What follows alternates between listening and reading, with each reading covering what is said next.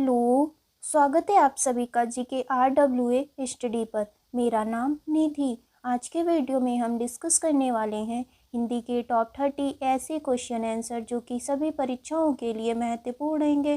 तो आप लोग वीडियो को शुरू से अंत तक ज़रूर देखिएगा और 30 में से कितने क्वेश्चन का आंसर आप सही कर पा रहे हैं, अपना स्कोर हमें कमेंट बॉक्स में ज़रूर बताइएगा। तो चलिए अब हम शुरू करते हैं फर्स्ट क्वेश्चन से। निम्नलिखित में कौन सममात्रिक छंद का उदाहरण है? बताइए इनमें से कौन सा सममात्रिक छंद का उदाहरण है? चौपाई। चौपाई सममात्रिक छंद का उदाहरण है। चौपाई एक सममात्रिक छंद है। इसके प्रत्येक चरण में 16-16 मात्राएं होती हैं और दोहा और सोठा ये दोनों अर्ध सममात्रिक छंद हैं। निम्नलिखित में से कौन विषम मात्रिक छंद का उदाहरण है? यहाँ पर विषम नहीं होगा, यहाँ पर अर्ध सममात्रिक छंद होगा। तो बताइए इनमें से कौन सा अर्ध सममात्रिक छंद का उदाहरण है? ये सभी दोहा, सोठा, बरवै ये सभी अर्ध सममात्रिक छंद हैं। जिस छंद के पहले और तीसरे चरणों में 13-13 और दूसरे और चौथे चरणों में 11-11 मात्राएं होती हैं, वह कौन सा छंद है? दोहा।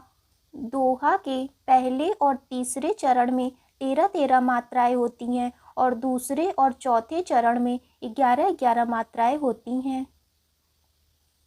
शिल्पगत आधार पर दोहे से उल्टा कौन सा छंद है? बताइए दोहे से उल्टा कौन सा छंद है? सोठा।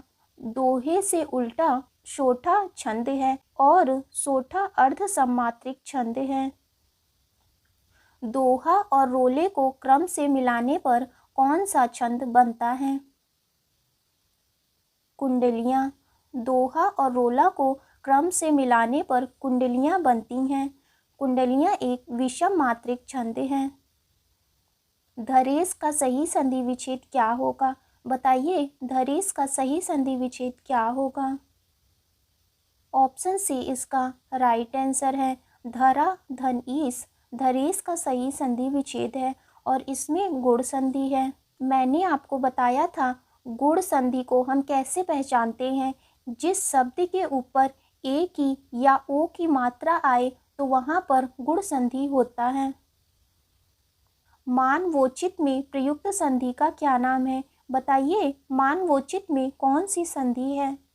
इसमें भी गुण संधि होगा क्योंकि यहाँ पर ओ की मात्रा लगी हुई है, इसीलिए यहाँ पर गुण संधि होगा और मानवोचित का संधि विच्छेद होगा मानव धन उचित। स्वच्छ में प्रयुक्त संधि का क्या नाम है? बताइए इसका राइट आंसर क्या होगा? ऑप्शन सी इसका राइट आंसर है। स्वच्छ में यड़ संधि है और इसका संधि विच्छेद होगा सुधन अच्छ। मैंने आपको पहले वीडियो में बताया था अगर य र व के पहले आधा कोई अक्षर आए तो वहाँ पर यड़ संधि होगा। भाग्यवान शब्द का स्त्रीलिंग क्या होगा? बताइए भाग्यवान का स्त्रीलिंग क्या होगा? भाग्यवती। भाग्यवान का स्त्रीलिंग भाग्यवती है।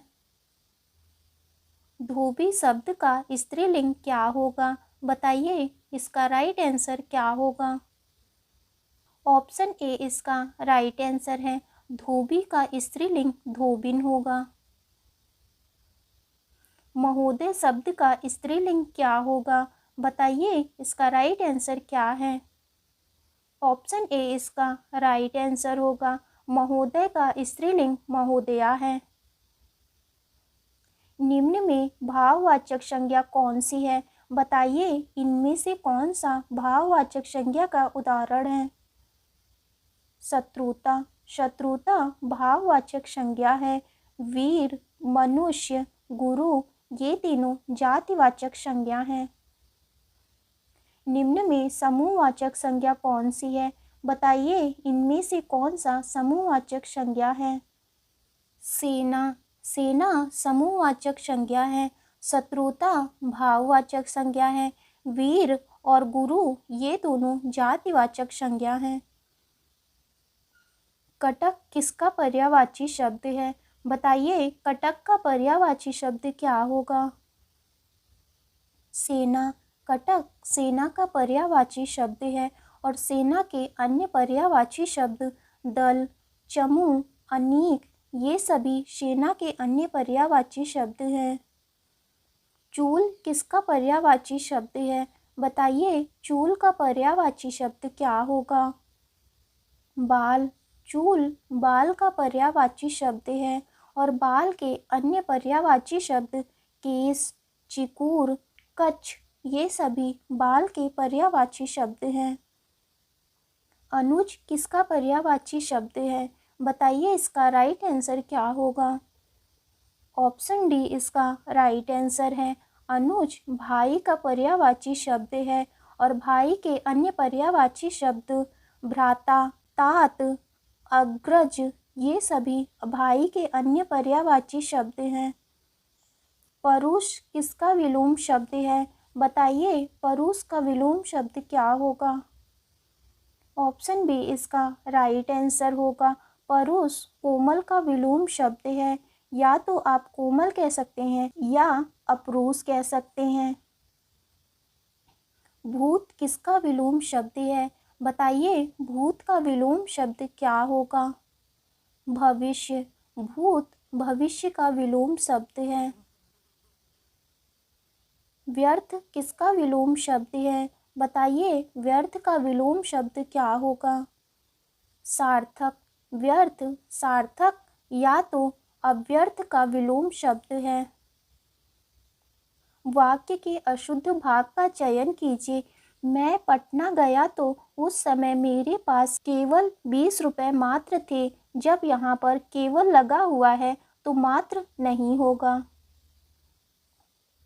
वाक्य के अशुद्ध भाग का चयन कीजिए। राम राज्य में शेर और बकरी एक घाट पर पानी पीती थी। बताइए इस वाक्य में कहाँ पर गलती हुई है? ऑप्शन सी इसका राइट आंसर होगा। राम राज्य में शेर और बकरी एक घाट पर पानी पीती थी। यहाँ पर पानी पीती थी नहीं होगा, पानी पीते थे, ये इसका राइट आंसर होगा। सिर हथेली पर रखना का क्या अर्थ है? बताइए इसका राइट आंसर क्या होगा? ऑप्शन सी इसका राइट आंसर है। सिर हथेली पर रखना इसका अर्थ है मरने के लिए तैयार होना।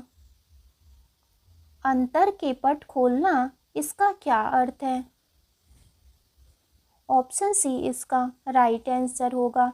अंतर के पट खोलना इसका अर्थ है विवेक से काम लेना।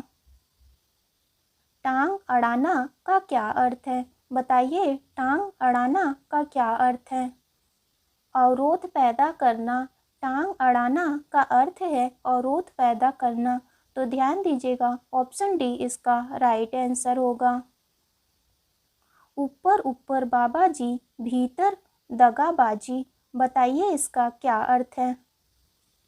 ऑप्शन ए इसका राइट आंसर होगा। ऊपर ऊपर बाबा जी भीतर दगाबाजी इसका अर्थ है बाहर से अच्छा भीतर से बुरा। कहे खेत की सुने खलिहान की इसका क्या अर्थ है? ऑप्शन बी इसका राइट आंसर होगा।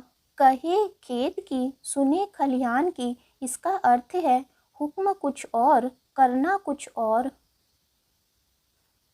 मन चंगा तो कटौती में गंगा। बताइए इस मुहावरे का क्या अर्थ है? ऑप्शन डी इसका राइट आंसर होगा।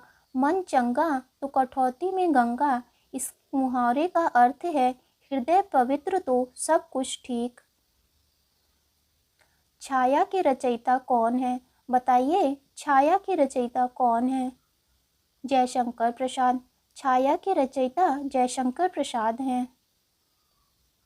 निठल्ले की डायरी के रचयिता कौन है? बताइए निठल्ले की डायरी किसकी रचना है? हरिशंकर परसाई।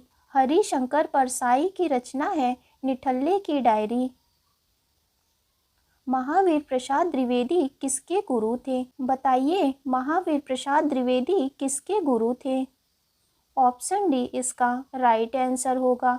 महावीर प्रसाद मैथिली शरण गुप्त, मुंशी प्रेमचंद्र, सूर्यकांत त्रिपाठी निराला ये सभी के गुरु थे। निर्गुण भक्ति काव्य का प्रमुख कवि कौन है? यह आपका टेस्ट क्वेश्चन होगा। इसका आंसर आपको कमेंट बॉक्स में ज़रूर बताना है। तो आज की वीडियो आपकी यहीं तक थी। वीडियो अच्छी लगी हो तो लाइक करें, शेयर करें। अगर आप चैनल पे नए हैं तो चैनल को ज़रूर सब्सक्राइब करें।